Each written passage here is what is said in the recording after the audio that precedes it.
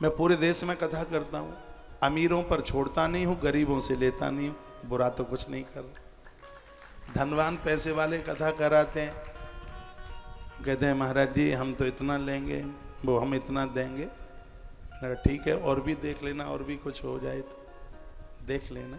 उन पर छोड़ना क्या, उनके पास तो कोई कमी नहीं है। जिनके पास नहीं है, तो हमने तो ऐसी भी कथाएं करी हैं कि उसके बेचारे के पास साउंड का नहीं था तो साउंड का भी दे करके आ गए, ऐसी भी करी है।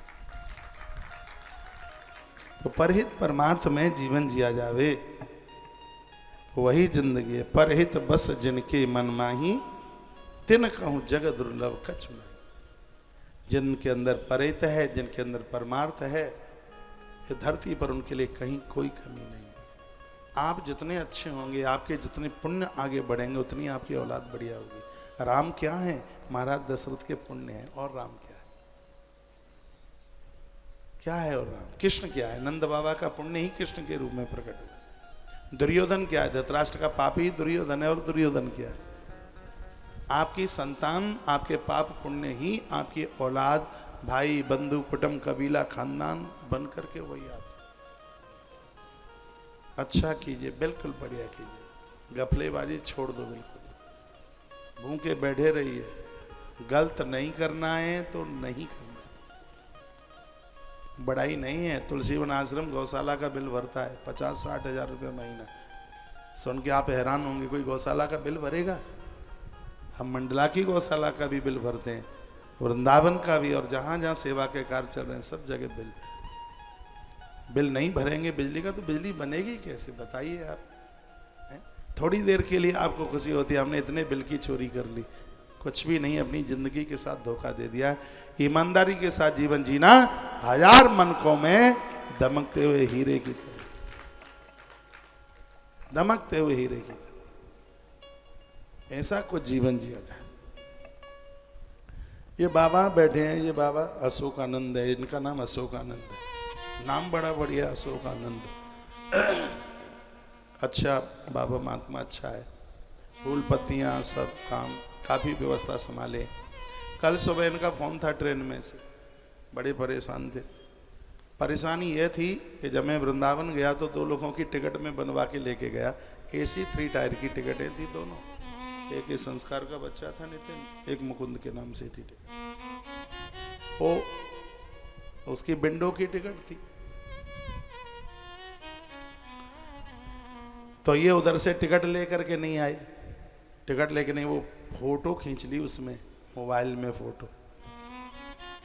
आलस्य और प्रमाद का भी कोई, उसकी भी कोई एक सीमा होती है। टिकट वाला सामने, अरे इसका क्या करेंगे, ला फोटो खींचे लेते।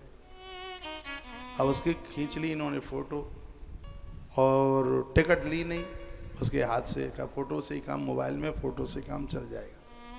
अब TT आया सुबह 4 बजे का टिकट, तो ये मोबाइल दिखाने लगे। अब वो तो विंडो वाली थी, उन्होंने कहा, उसने कहा तुम हो विदाउट,